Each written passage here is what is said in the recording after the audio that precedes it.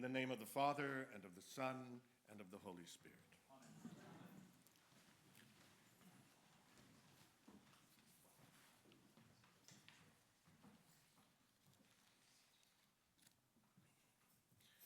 Have you ever experienced one of those frustrating days of delays and rebookings at an airport? One day during my flight attendant years, my flight was delayed. I was sitting in the gate area wondering and waiting to find out what my day might be. I heard a commotion over at the podium. A certain gentleman would not take his place in line. He kept pushing his way to the podium and putting his face right in front of the gate agent's face. After several requests on the gate agent's part, asking the gentleman to please take his place in line, the gentleman started yelling at her, "Do you know who I am? Do you know who I am?" The agent looked closely at him and made a PA announcement. "Ladies and gentlemen, your attention, please. We have a gentleman standing here at the podium who does not know who he is."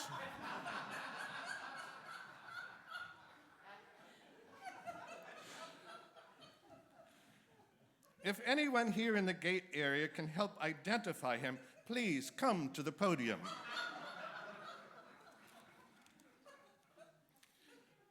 I suspect that the gentleman did have a great need to find out who he really is, as do we all.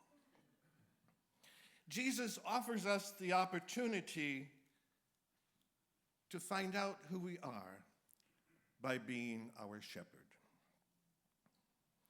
The shepherd calls us intimately by name. He has expert knowledge of each of us and our reality, the terrain, the weather, the dangers of predators, thieves, and false shepherds, places of refuge, refreshment, and nourishment. During Jesus' ministry, the authorities of empire and temple fear that his teaching is undermining their authority. Jesus pulls the mask off both the religious industrial complex of the temple authorities and the imperial industrial complex of the Roman occupation. Both structures threaten Jesus in ways that seem to say, "Do you know who we are? We have power over you." Jesus knows well who they are. They don't want to know Jesus. They don't want Jesus to reveal who they really are. The Roman Empire exalted itself by claiming to bring wholeness and well-being to its citizens and conquered peoples. However, its structures brought sickness and poverty to many of its subjects. Rather than amassing power through violence, Jesus absorbs the violence of the empire.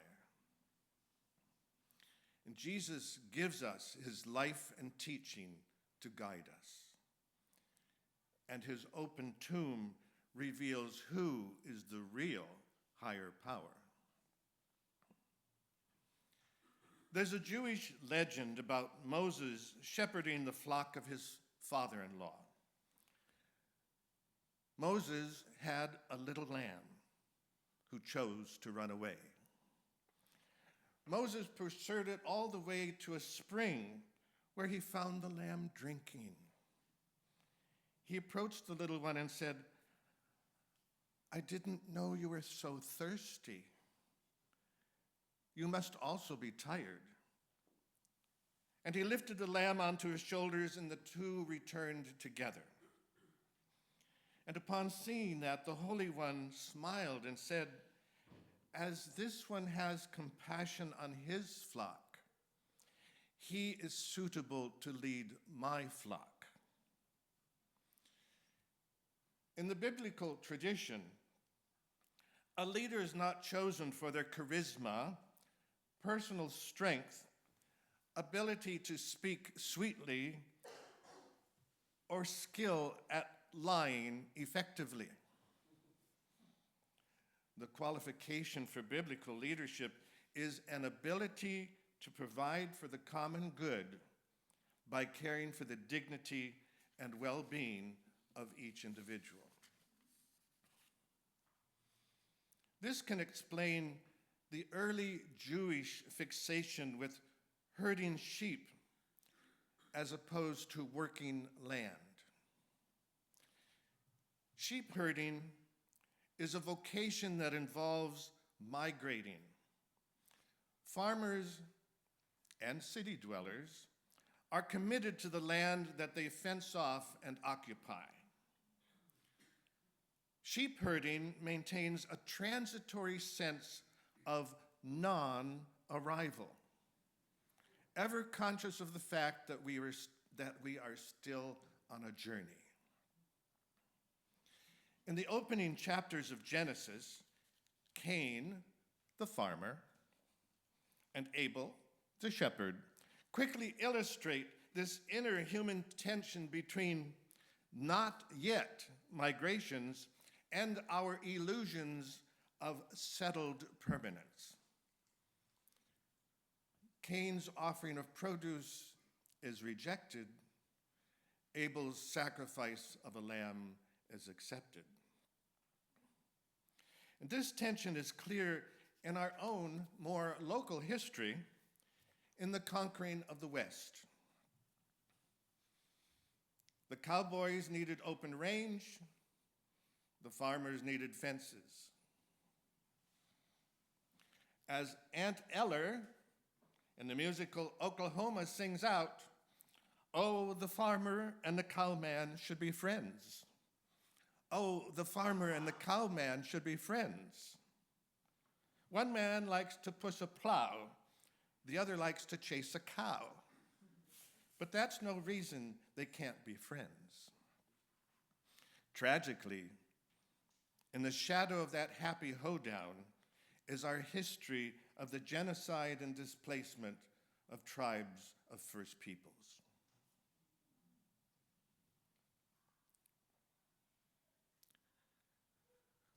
We continue to live in the tension of not yet and the illusion of having arrived.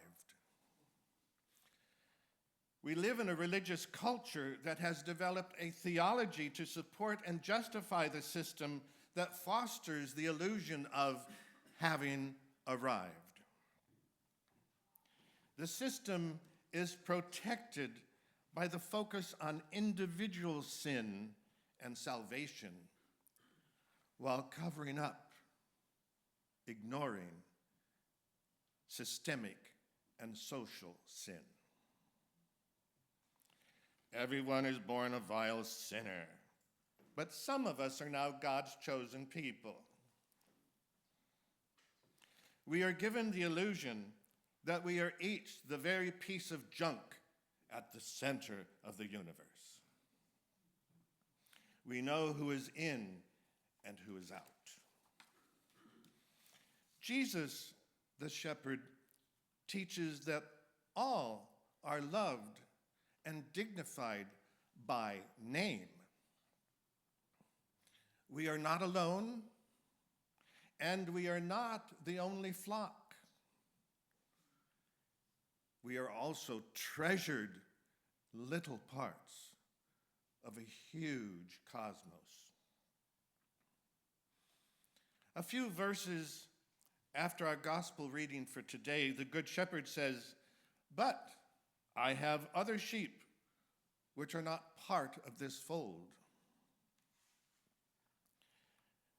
William Barclay, writing about this verse, says, "One of the hardest things in the world to unlearn is exclusiveness. Once a people or a section of people gets the idea that they are specially privileged, it's very difficult for them to accept that the privileges which they believe belong to them and to them only are in fact open to all."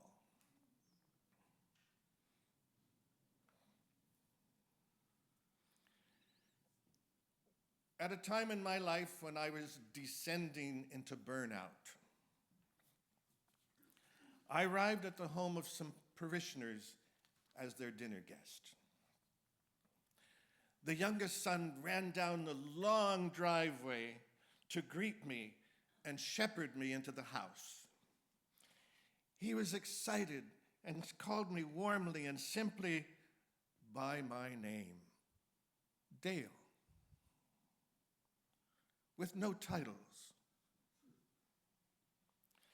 When his mom heard him calling me simply by my name, she admonished him to use the proper title, Father. I mentioned softly to the mom that I didn't want to contradict her parenting, but at the same time I needed to share how healing it was to be called by my name. Dale. Who is he? Who am I?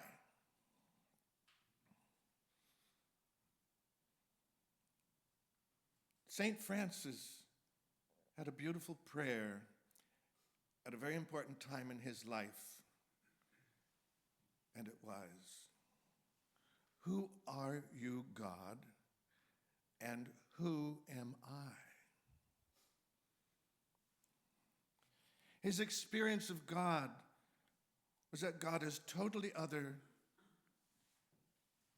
and totally intimate.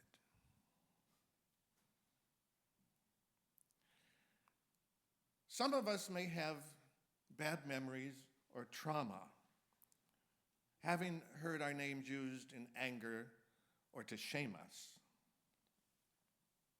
But Jesus, the shepherd, teaches us to call each other by name as an act of inclusive love. How do we shepherd each other just as we are? By lovingly calling our names,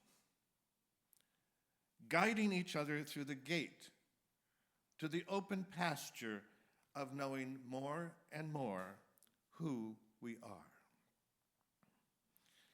We can let go of the insecure arrogance of, "Do you know who I am?"